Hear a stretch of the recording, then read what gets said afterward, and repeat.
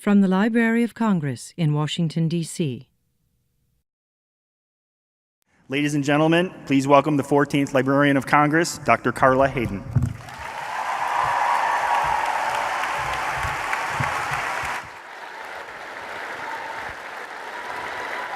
Thank you.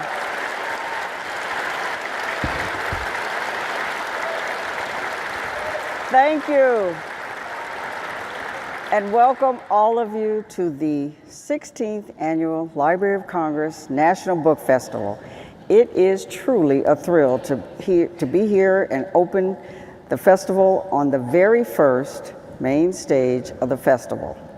For all of the many years that the library has brought this magnificent celebration of books and reading, it's the first time the library's been able to offer such a large hall and the ability to accommodate all of you to hear the exciting writers who will present their books on this stage throughout the day. And today, through the power of technology that I am hearing coming right with me, we are able to live stream this event to the library's Facebook page.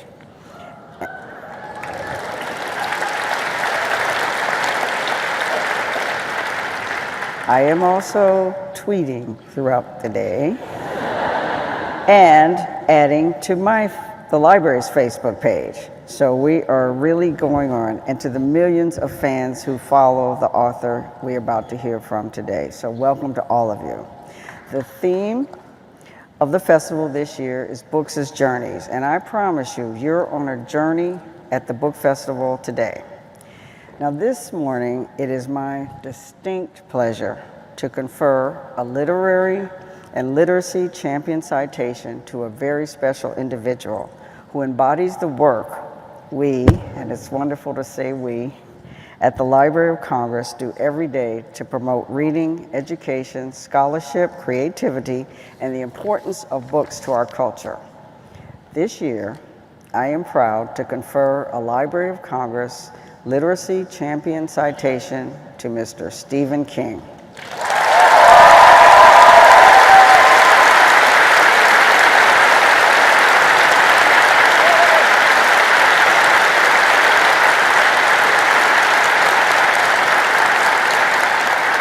Author of more than 50 books, all of them international bestsellers, as well as hundreds of short stories.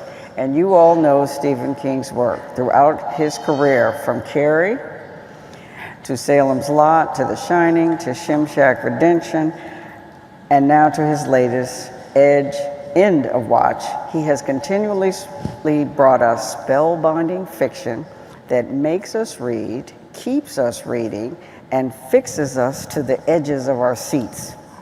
I'm sure you all know about the many motion pictures that have been made from his books, and just last year, the movie Shawshank Redemption was named to the Library of Congress's National Film Registry and will be preserved there because of its great cultural importance.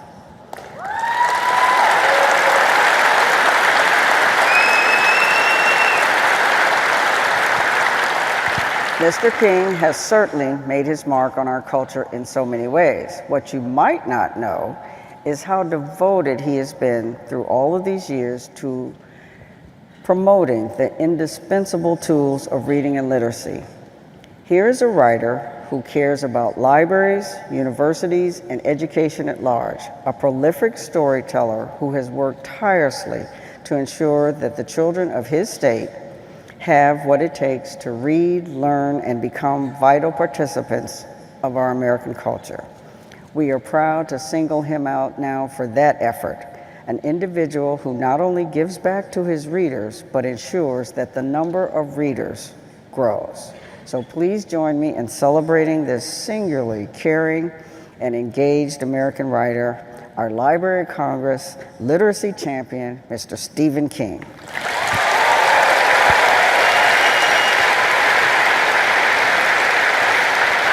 And I'm considering you with this award.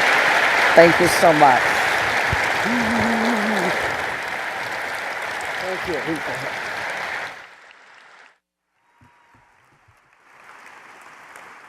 Thank you.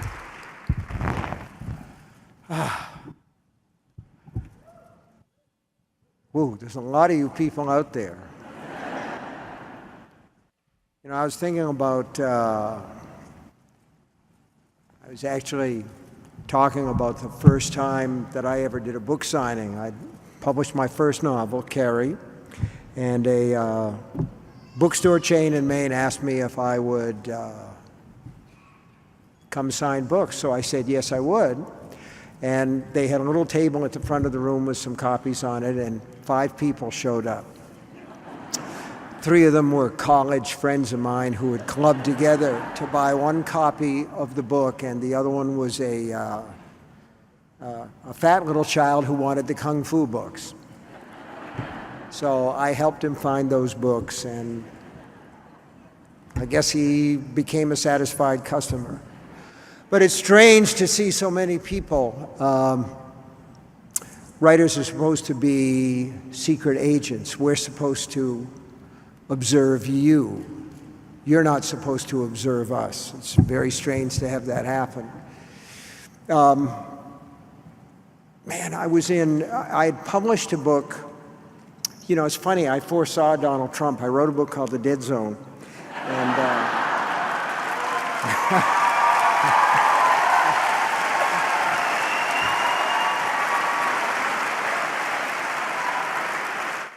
is this thing on? Can you hear me? Oh, yeah, I guess you can. So I wrote this book called The Dead Zone, and publisher sent me out on tour, and I was in New York, and I had a free day, and so I went into Nathan's Hot Dogs. I'd heard about them my whole life, so I went into Nathan's, and I ordered a couple of hot dogs, and you know, I go everywhere with a book, so I was reading a book, and I was sitting at the counter and munching my hot dogs. This was 1979, 1980. My hair was still black. I had this big writerly beard, you know, and horn-rimmed glasses. I thought I looked really serious. The sad thing is I thought I looked cool. So I'm sitting there in Nathan's and reading my book, and I look up, and there's a pass-through between the kitchen and the serving area, and the short order cook is looking at me. And as soon as he sees me looking at him, he's back, he's cooking. So then I read my book a little bit more, and I look up and he's looking at me. And I think to myself, I have been recognized. I am on my way to becoming a famous writer. I've been recognized. So after a while, I'm getting ready to get done, and the cook comes around to the front, and he approaches me and he says, "Are you somebody?" And I said, "Well, everybody's somebody." He said, "Yeah, but are you somebody famous?" And I went kind of like, "Well, you know, sort of." He said, "Are you Francis Ford Coppola?" And I said, "Yes, I am." Because, you know, writers are friggin' liars. That's what we do. I signed a menu for that guy and the whole thing, you know. Walked out of there a happy man. That Nathan story always makes me think of a conversation that I had with my friend John Grisham, who's a great storyteller and an all-around cool guy. And he and I did a joint appearance at the Bradenton Public Library.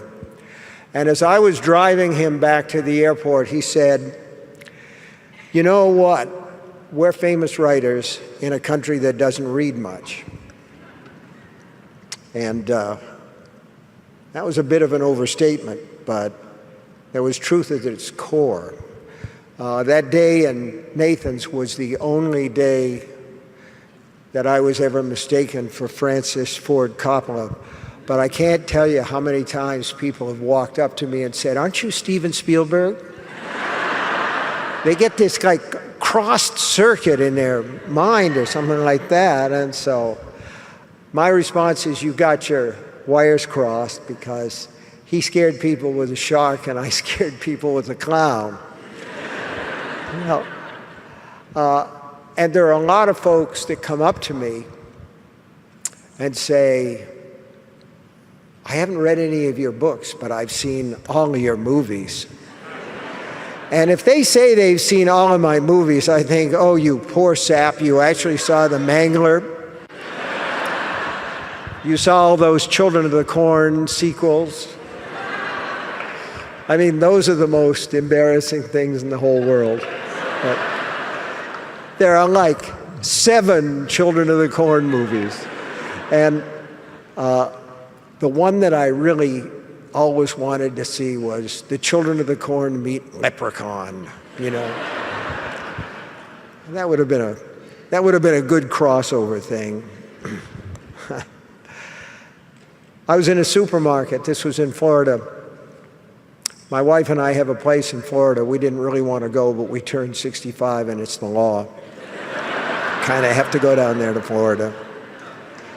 And my wife does the regular shopping, but in the middle of the week, if there's stuff we need, she will send me because she feels like I can't too bad. And so I was in there one day, and I was in the housewares aisle, and this woman came around the corner. She was in one of the, the things, they have these electric carts for people that don't have really good mobility. I'm always afraid one's going to stroke out and the thing's going to go all maximum overdrive, crash into everything. But she was almost a Florida stereotype. She had the golf tan, she's about 140 years old, and the golf shirt.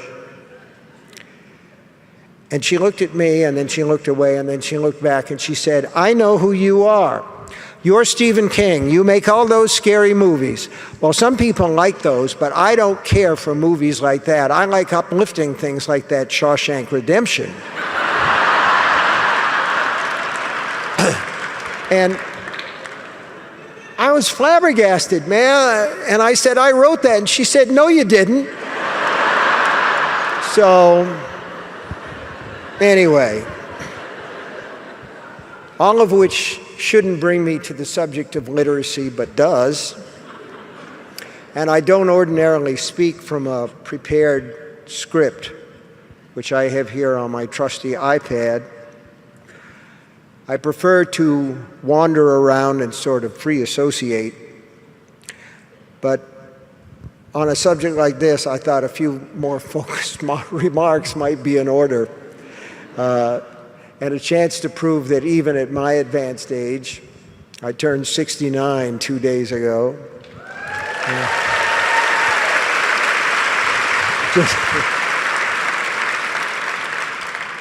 You're applauding because I'm still alive, probably.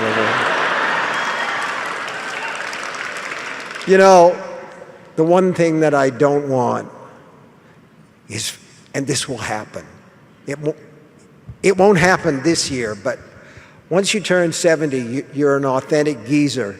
And then somebody's going to say, Stephen King today turned 70 years young. And I'm not going to turn years young. It's still years old. Anyway, okay. I'm sorry about that. I got a little carried away. Anyway, literacy. I taught English for 2 years. Before becoming a full-time writer. And halfway through the second year, I told my wife I was going to go back to school and get enough credits to teach at the elementary level. It took me just 3 semesters worth of experience in high school to realize I had very little purpose there. My students fell into 2 groups. One was self-propelled when it came to reading. That's you guys. I'm with my peeps today. They were inner-directed, as the sociologists say, and eager to discuss what they had read. The other group consisted of kids who were never going to read for pleasure and who regarded each assignment, whether it was James Thurber or James Dickey, as a valueless trudge. These were the kids who were going to grow up watching TV and who would write as seldom as possible. Their adventures in writing, once they became adults in this computer age, would mostly consist of text messages, emails assisted by spell check, and updating their Facebook pages, in which in many cases would consist mostly of photos.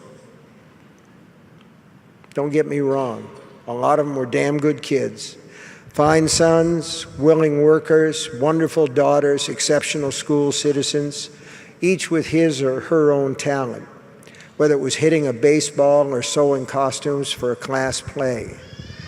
It was just that when some of these kids, many even, came into my living with English class, the light went out of their eyes. And no matter what I did, that light did not come back on until the bell rang. These were the ones I began to understand who lived in homes where there were few books and who would have few in their own homes when they grew up. And while some might occasionally bring home a supermarket paper like the National Enquirer, few or none of them were going to be subscribers to the Atlantic or the New Yorker. Their knowledge of world events would come from the Today Show, Fox News, or possibly Rush Limbaugh. The poetry they read would come mostly on greeting cards. This was the world of non-readers I saw when I was 23. Many of the kids in my classrooms back then had considered reading, tried it, found it wholly dispensable, hard work with no reward. I wanted to get them when they were 6 or 7 and new to the whole deal. You know, the old tabula rasa thing? My wife was in favor. She was raised Catholic and quoted a line which she said was part of the dogma, "Give them to me," meaning Mother Church, "when they're young and they're mine forever." I wanted to get them while I still had a chance to convince them that reading is more than a door opener to a better job. It's cool, it's a kick, it's a buzz, plain old fun. Non-readers live just one single life. It may be a good one, it may be a great one, but a reader can live thousands. I wanted kids that were still open to that idea. Sometimes, when the right book falls into the right pair of hands, it lights a fire and leads to others. I'm always thrilled when someone tells me in person or in a letter that something that I wrote pleased them and led them onward from there, and in some cases upward. God knows I never made the mistake of thinking that I was Herman Melville. I chickened out today. I was going to wear a t-shirt. I've got it in my suitcase, and finally I decided not to, and I wore this red one again. Red is supposed to be a power color. My shirt is the color of Donald Trump's tie. Yes, ladies and gentlemen. Anyway, I've got a shirt that says, "Real Men Read," and I wear it every chance that I get because I remember being sneered at as a kid sometimes. There's Stevie, a farmer up the road, sometimes said. He's always got his nose in a book. I have days when I'd like to go back in time, collar that tractor jockey in his John Deere cap and say, "That's right, Al, always with my nose in a book, and these days with my ass in a Mercedes."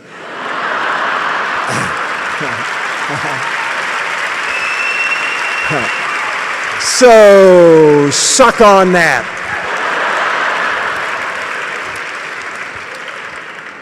It's a low fantasy, I admit, but I never pretended to be Mahatma Gandhi. When I'm asked, as I sometimes am, how you inculcate a love of reading in a child, I think first of Tabby, the mother of my 3 children. Like me, she always had her nose in a book. I met her when we were students at the University of Maine. We were both working at the Fogler Library, but I fell in love with her at a poetry seminar we shared. Her poems were lyrical, elusive, mysterious, and she wore silk stockings. One of our rites of courtship was reading to each other from Eldridge Cleaver's Soul on Ice while lying on the college lawn down by the Civil War cannons. She had memories of the Old Town Public Library. I, having grown up in a much smaller burg, had my own, of the big green bookmobile that lumbered down our dirt road once a week in the summertime and parked in front of the one-room school where Miss Heisler taught all 8 grades. I was in the 5th grade class when the bookmobile started its visits and was the best student in my class. There were 3 of us. Tabby and I both had library cards at the Bangor Public Library when we said our I-do's, and because one of our vows was, what's mine is yours and what's yours is mine, we merged those cards in what we called our joint book account. We had a baby girl when we were married, had another on the way. Call us crazy if you want, but we did. And at first, the only job I could get was washing motel sheets and restaurant tablecloths in an industrial laundry. Tab worked part-time at Dunkin' Donuts. She had the cutest pink uniform you ever saw in your life. I hardly need to say we didn't have much money. Our car was an old Buick, constantly in danger of vomiting up its transmission. Our TV was a black and white portable that only got 1 station, and for a while we had no phone. Credit cards, forget about it. But all through that period, we held on to our memberships in the Book of the Month Club and the Literary Guild for dear life. And I can still remember sitting on the rickety porch of a tenement apartment building in Bangor, our little girl playing in the dirt below us, Tabby reading some arduous American history tome, and me reading Larry McMurtry's Moving On, that month's Literary Guild selection. I hold no nostalgic affection for the apartment, which was a pit, but great affection for the books. And I want to point out that years later, our eldest son named his dog McMurtry. Most of our pets have names from writers, and the exception is our current corgi, Molly, who is a thing of evil. The less said about her, the better. Anyway, the kids. We never kept them away from the television. We never did. We used it unashamedly as a babysitter between 4 in the afternoon and 6 in the evening, which was a time of day that Tabby's mother, who raised 8 kids, used to call the hours God never should have made. We never told them they must read, but they saw that the shelves were filled with books, and Mom and Dad never went any place without one in hand or tucked under an arm. We read to them every day, of course, but not to improve their minds, but to amuse them, to stop the constant squabbling, and to keep them from ripping the house apart on rainy days. I became a connoisseur of kitty lit, enjoyed Dr. Seuss, loved Maurice Sendak, got a kick out of Curious George, who was always up to crazy could take the Berenstain Bears or leave them. The absolute bane of my existence was Richard Scarry. With these crowded and somehow unsettling pages of turtles, dogs, trucks, cats driving red racing cars, bulldozers, serial killers, monsters from beyond the rim of time. I have PTSD flashbacks to those days. 2 kids sitting on my lap, one with a leaky diaper, both of them wanting to know, where's the rabbit in this one, Daddy? Sometimes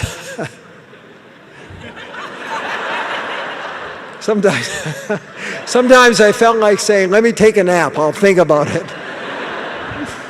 One rainy day, desperate to entertain them before they drove us out of our minds, I bought 2 Marvel comics at the local drugstore, not knowing if the kids would like them. They seemed very wordy and more than a little violent for children of 4 and 2. But my daughter enjoyed them, and my son went absolutely bug for them.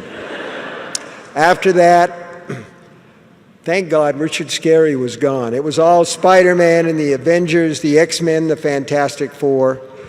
I hardly need to tell you, although I will with some pride, that our son Joe, under the name of Joe Hill, has gone on to write 3 best-selling novels and 37 issues of his own comic book series, Lock and Key. Yeah. He broke into the comic biz writing a Spider-Man story for Marvel Comic Books, and he's very proud of that, but I consider it one of his lesser works. Comics, man, I must have read about 1,000 of those suckers before Naomi and Joe started to read on their own. By then, Owen had come along, and he wanted G.I. Joe, day in, day out. Owen has gone on to write an acclaimed collection of stories, We're All in This Together, and a wonderful and very funny novel called Double Feature. And I just finished collaborating with him on a very long novel called Sleeping Beauties. It's going to be published next year. He came to me with this dynamite idea, and there was no way I could say no. He's, I think, 37 now and has a beautiful little daughter, wonderful family, and I'm still finding his f***ing G.I. Joes in the sandbox down below the house. Every now and then I find one of those suckers. Our daughter, a Wonder Woman fan, became a Unitarian minister who's written many engaging sermons. She's interested in multicultural issues, racial relations, and transgender issues, but she still enjoys a good, rip-roaring fantasy novel. And now I am a grandfather of 4, and they also read, not because anyone told them they must, but because they grew up with books, and when you do that, reading them is the most natural thing in the world. I'm bragging on my kids, yes, but I'm also trying to make a point. You know what I like? I like when I go into somebody's house and I ask to use the bathroom and I see a bunch of books beside the commode. When I see that, I know I'm with my peeps. You know what I'm saying? And that's the truth in all my kids' house. People who read on the toilet, as far as I'm concerned, good people. Good people. If kids see you enjoying books, the chances are they will enjoy books. As they do, they will begin to develop a critical sense, as I did at 10 or so, when I had an aha moment and realized that the Hardy Boys and Nancy Drew were The changeover happened when I began borrowing Ed McBain novels from the bookmobile. Ed McBain wrote about some detectives of the 87th Precinct. And in one of those books, they were chasing a bad guy and they broke into an apartment. And there's a lady sitting there in a slip, smoking a cigarette. And she grabs one of her breasts and squeezes it and goes, "Pow, cops, in your eye." I thought to myself, Nancy Drew never did that. You know what I'm saying? It was an aha moment. I said, this might actually be the real world. This takes me back to what John Grisham said on that drive to the airport about how we're famous writers in a country that doesn't read much. That haunts me. Like me, John had no interest in being famous. What he wanted and what I wanted was only to be able to support my family. What we want is to do what we love, which was writing stories. Basically, John and I are a couple of country boys who lucked out. You know, it comes down to about that. We're lucky enough to know it. The peculiar sort of fame that came along with our success was a troublesome side effect, and one most writers don't have to deal with. In many countries in Europe and Latin America, writers are lionized, even idolized. It's not the case here. The majority of Americans don't know who Richard Yates is or Margaret Atwood, Canadian but still cool, Cynthia Ozick, Michael Chabon, nor do they care. Some might recognize Jonathan Franzen. He was on Oprah after all. Or maybe John Irving, but most writers slip by unnoticed. And maybe that's good. Maybe that's good. As I said before when I started, writers are supposed to be secret agents. I do remember, my book, Carrie, I might have only gotten 5 people at that first signing, but it turned out to be a pretty good seller in paperback. And I remember heading up to New York and getting on a Delta flight. And for the first time, this is a magical moment for a writer. There are writers out there in the audience, you know what I'm talking about. I saw a woman that I didn't know reading my book. She was reading Carrie. She was reading a paperback, copy of Carrie. So I said to myself, Self, you're going to walk up to this lady and say, how do you like that book? And when she says, I love it, I'm going to say, I wrote it and I will sign it for you. Going to make her day. You should never do that. You should never do that. So I walked up to the lady and I said, how do you like that book? And she said, I think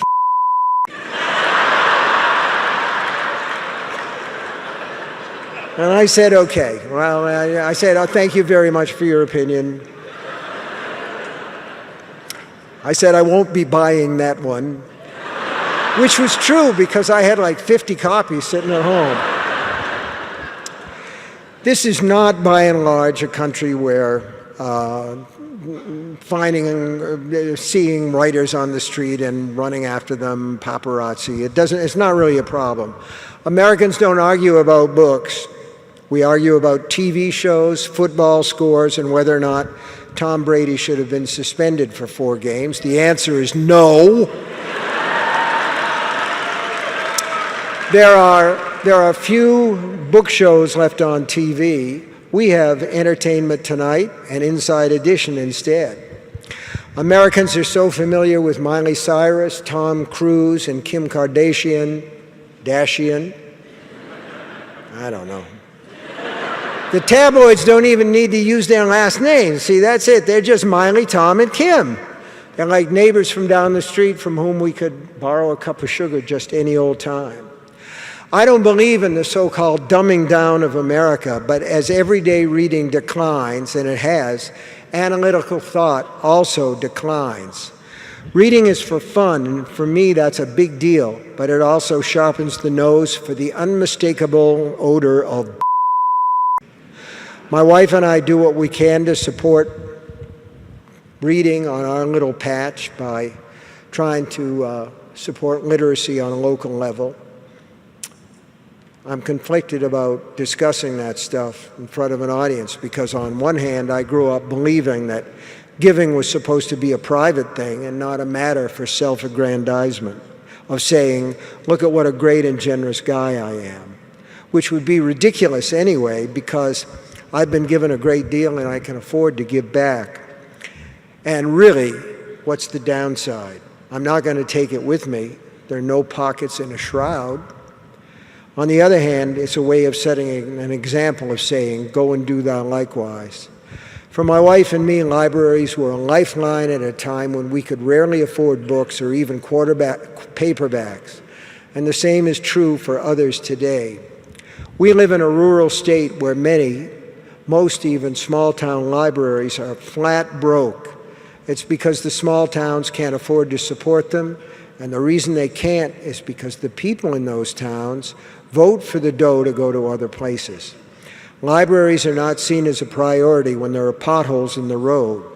Sure, cash is tight, but it always is. The other part of the problem is this. We live in a society where many believe that libraries and other cultural endeavors, everything from Shakespeare in the Park to poetry slams and free concerts, are of minor importance, as if learning to think is a thing that just happens naturally, like learning to walk. Believe me, it's not. Learning to think is the result of hard work and steady effort. The result of this disregard is too much illiteracy or semi-literacy in a national population where large numbers of people are lazy thinkers without any of that nose for Politicians are allowed to slide by with generalities rather than specific. Note the way Donald Trump falls back on saying this and such is going to be huge, or this and such is beautiful. Any writer or reader worth his salt can only roll his eyes and say, those words by themselves mean absolutely nothing. Trump makes me wince not as a Democrat, which I am, but as a writer and reader. Listening to his speeches,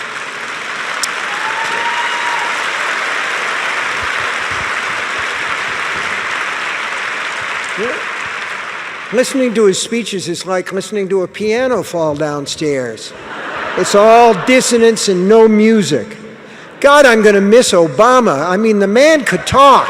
Say whatever you want to.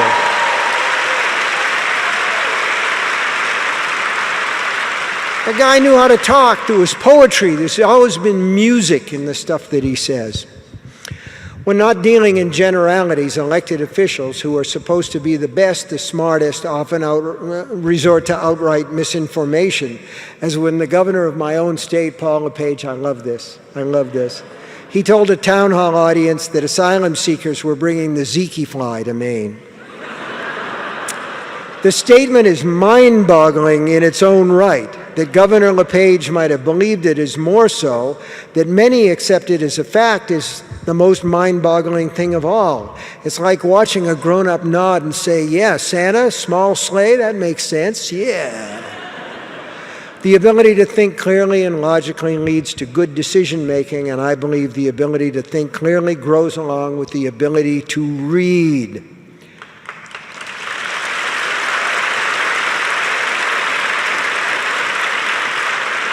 The question becomes how to grow literacy in America. Supporting those small town libraries is the way my wife and I chose to do it. Tip O'Neill once said, all politics is local. And while he may have chosen the wrong verb, it's still an acute observation. Literacy is local too. It's why I tell people to support their local library, not just by going there, but by kicking into the general fund when the place needs a new roof, new bathroom plumbing, or computers in the children's room. Don't expect local government to do it, because in most cases they can't or they won't. The local thing is why I patronize independent bookstores in my part of the world and urge others to do the same. It's why I visit schools. I tell them to turn off the TV and put Facebook on hold 2 or 3 evenings a week and rediscover the joys of Treasure Island and Lord of the Flies, or an article about the presidential campaign. And of course, the most local literary endeavors of all involve reading to your own family. As I said, kids who see family members reading books are more apt to read books themselves. I don't want to keep you too long, fanny fatigue and all that.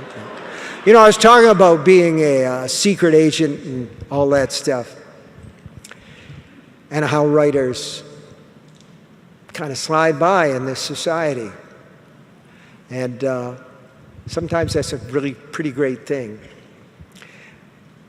My wife and I were down in Florida. This was before the law insisted that we had to move there. We were down there for a vacation, and it was, I think it was in the 80s, because I think by that time I'd switched publishers to Scribner's, Simon & Schuster. But my wife and I were going to a movie, and, we were just headed there, walking down the street, hand in hand. And there was this Lincoln Continental at the curb. It was sitting on a flat tire, and this guy who was in a dinner jacket, he was obviously going to a do. He had a dinner jacket on, he looked really nice and everything.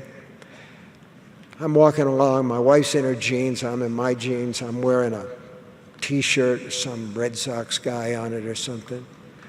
And this guy looks at me and he says, "Hey bud, you want to make $10? And I said, "What?" And he said, "You change my tire, I'll give you $10. Said, "If you change it in 15 minutes, my wife and I have got to go to this thing, and I can't get my dinner jacket dirty. If you can do it in 15 minutes, I'll give you 20. And I mean, the guy's got like, the Rolex watch, and he's got the thing around his neck, you know, the gold chain and everything, the hair's all combed up. And so I said, okay, I'll do that. I'll do that. 15 minutes, huh? And I said, you got a jack and a spare and everything? Yeah. He says, I got all that stuff. So he opens the trunk. The car is running. His wife is sitting inside in the passenger seat. It's Naples, Florida. It's like 90 degrees. She's wearing a fur coat. That's why she's sitting in the car. The air conditioning is going. I said, well, look, the flat's on this side. Maybe your wife would like to get out. It might be better while I jack it up. Looks in, speaks to her. She's going, no way. So I jacked up the car, and I got the tire off. My wife's rolling her eyes like, Jesus Christ. And this guy is like tapping me on the shoulder and going like this with his watch, you know, like, hurry it up, son. So I get the spare on, and I tighten the lug nuts and put on the hubcap, and my wife grabs me and says, you're not really going to take that money, are you? And I said, you're right, I am. I said, this is the first honest work I've done in 20 years. So that's one side of it. Now, I rattled on longer than I meant. But I got to tell you this one more story. See, once I get started, I can't stop. But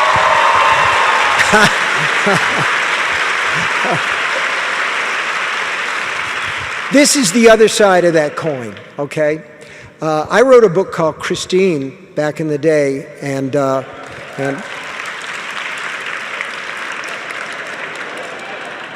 it's like being Leonard Skinner and playing Freebird, in a way, in a small way. So anyway, I wrote this book called Christine. It had all these song lyrics at the beginning of it, and I knew this guy named Dave Marsh, and I wanted to use some lyrics from a songwriter and singer named Bruce Springsteen.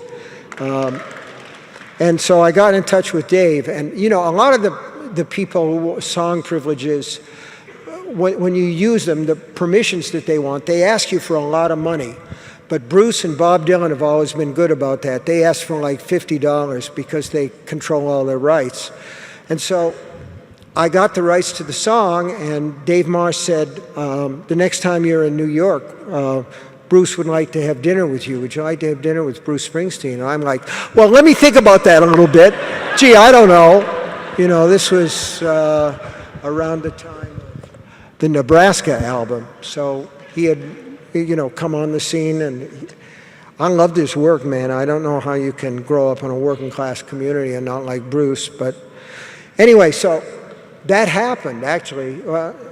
So Dave gets in touch with me, and he says, well, it's this little supper place. It's like an Irish steam table kind of place on the east side. So I went down there, and Bruce was sitting at the bar and having a white wine. And we went and sat in the back, and we ordered our food, and we're talking about books and music and movies and all this stuff, and having a great time. And these three people came in, and you knew that there was a story right there, because it was a man and a woman in their middle age, and it was a girl of about 16 who was dressed to the nines in a nice dress with an empire waist, and the hair was done, and she looked so happy, and her parents were happy too. And they sat down somewhere and ordered, and there was a birthday cake. It was her birthday. She was like 16 or 17 years old. And you know how they do in a restaurant. There's the cake, there's the candles, and 2 or 3 of the waitstaff sing happy birthday, and you know, people clap, and Bruce and I and Dave Marsh clapped, and they had their cake. So she happened to look over our way, and her eyes just widened. And she got up, and I'll never forget it, because it was like she was in this dream, you know? And she just walked toward us, and it was like she was walking on air. And Bruce was wearing a denim jacket, and he reached inside to get his pen. She never looked at him. Okay? She never did.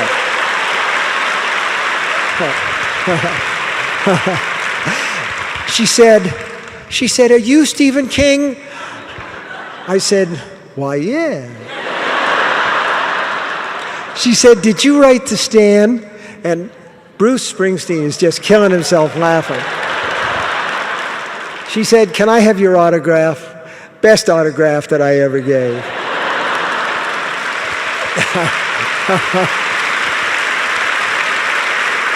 Yeah. And you're the best audience that I've ever had. This is great.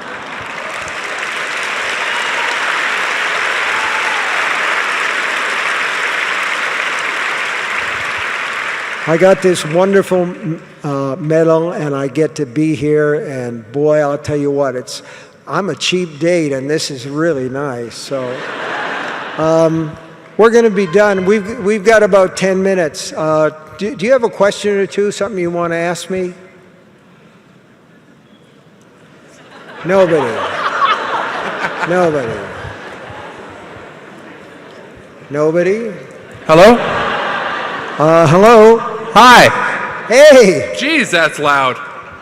Crazy. Anyway, I was just wondering if you have any plans to, or can tell us a progress report on the third Jack Sawyer novel with Peter Straub. Yeah, Peter and I wrote a book called The Talisman, and then we wrote another one called Black House, and with any luck, we will start the third one in February next year. All right. We know just what it's supposed to be, so. Anything else? Being from New Jersey, and you're a huge Bruce Springsteen fan, what's your favorite Bruce Springsteen song? Now, that's crazy. That's like asking, what's the best movie that you ever saw? There are so many Bruce Springsteen songs that I like, that I love. I guess maybe Rosalita, Come Out Tonight. Thank you. We were going to Florida with my teenage son, and of course, didn't have devices then and so on. And I said, well, how about a book? I've got some Stephen King books. And he said, no, I don't think I want to read that. No, you don't want to read that. So but what I gave him the Bachman books. And it was like a gateway drug to your books. That's the first time I've ever been called a gateway drug. So I just wanted to ask the background why you used that. He started out on Bachman, and then he was on the heroin of Stephen King. No, I just wanted, if you give me a little background, why you decided to do the Bachman books. Well, the thing was, there was a time when publishers thought that if you published more than one book a year, or possibly every 18 months, you were over publishing. And I had this period that I went through that was extremely productive, and this stuff just poured out of me. The new stuff that was being published year by year was Carrie, Salem's Lot, The Shining, The Stand, Night Shift, all that. But I had these other books, some of which had been written in my teenage years. They all weren't good, and some never should see the light of day and never will. But there were a couple like The Long Walk and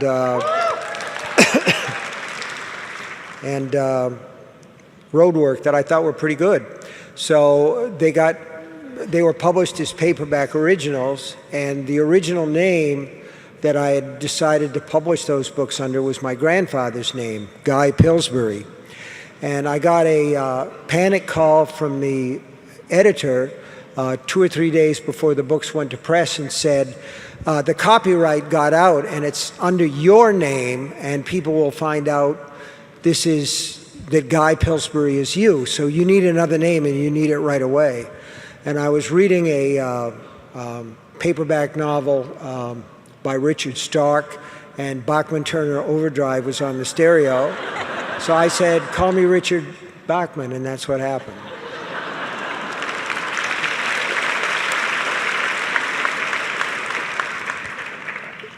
Do you read books once or over and over? I read a very few over and over. There are books like Lord of the Flies. There's a wonderful novel by Thomas Williams called Whipple's Castle. The Hannibal Lecter trilogy by Thomas Harris. Those books I've read over and over again.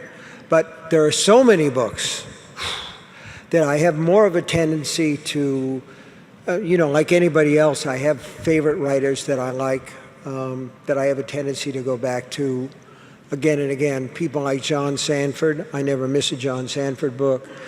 There's a writer, Dutch writer named Herman Koch that I really enjoy. Of course, like everybody else in the world, I read those books about Elizabeth Salander. I didn't think the guy was much of a writer, but geez, could he ever narrate? So I like those. So I have a tendency to move along because you only get so many books, and I'm haunted sometimes by the thought of all the great books that I've missed somewhere along the line. But it's like having misplaced socks, but only worse. Something else. I'm going as fast as I can because they're going to kick us all out of here. I didn't have a single question. I just wanted you to stand still so I could get an unfettered picture.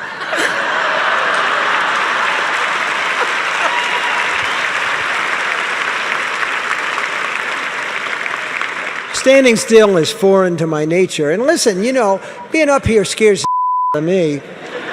Okay, that's a lot of people. I'm a guy who does my best work in a room all by myself. Of course, I'm also a guy who does his best work in a room with somebody else, but no, all I'm doing is styling a little bit with you. That's it. Let's do like 2 more quickies, and then you can all go get lunch. You can break for lunch. Anything? Hi, Mr. King. Hi. I want to say first, as a writer, you're one of my greatest inspirations. So, thank you very much. You're welcome. For that. Thank you. I was just wondering, what scares you? I'm looking at him. I mean, there are little things like you say. Okay, I'm standing in front of 1,000, 2,000 people. Did I zip my fly before I came out here? But to be absolutely dead serious, I'm scared to death of Alzheimer's disease, senility. I live by my wits, and I'm afraid of my wits slipping away. Otherwise, I'm afraid of, I guess just about everything. Spiders are a great big no-no with me. I hate the idea of spiders. And of course, a lot of this stuff was inculcated in me at a very young age. My mother started us off on Bambi and then moved directly on to Dr. Jekyll and Mr. Hyde. And one of her favorite stories was she talked about, she was one of, I think, 8 or 9 kids, grew up in Scarborough, Maine. This was around the turn of the century. And once a week, a guy came along, and he would trade stuff, and he had gum for the kids. And you had to chew that piece of gum all week. So my mother had this gum, you chew it and put it on the bedpost at night, and it would harden up, and the next morning you'd have to pop it in and soften it up so it was good to go for another day. And one night after my mother put her gum on the bedpost, a moth came down and lit on it and got stuck. And when she woke up the next morning, she didn't look. She just popped her gum into her mouth. She said she bit it in half and the 2 halves were fluttering inside her mouth. And I thought to myself, Mom, at some point I'm going to use that. And that's just what I did. One more. All right. Thank you very much. Real quick. Dark Tower is my favorite book series of all time. Well, thank you. So I'm curious, as an author who has had so many movies written from their books, how nervous or worried do you get when somebody like Roland, who you've spent so much time with, is going to be put up on the big screen? Well, I'm more nervous about this than I am most of them. In most cases, my feeling is if somebody buys a book to make a movie out of or a TV series, it's like sending a kid off to college, okay? You hope that they're going to do a good job and that they're not going to get into trouble and they're not going to get expelled and they're not going to be arrested or anything like that. But every now and then, that happens. You just hope for the best, and I've had terrific luck with, between Shawshank, which I really did write, by the way, and The Green Mile and Misery and Stand By Me. There have been a bunch of stuff. Thank you. But remember, I didn't write those movies. I just wrote the source, although I think a lot of times the movies are better. This is just my personal opinion, that when they stick closer to the source, they tend to be a little better. But the fans of The Dark Tower are so loyal and so, I started to say rabid, but that was the wrong word. Make you think of Cujo. But they care about those books, and so I want the movies to be good, and so I'm a little bit nervous about it. But, it's a thrill. It's going to be a thrill. I've seen some of the dailies and some of the rushes from the movie, and it looks right, so I got my fingers crossed. Listen, you guys have been great to me. Thank you so much. Thank you. This has been a presentation of the Library of Congress. Visit us at loc.gov.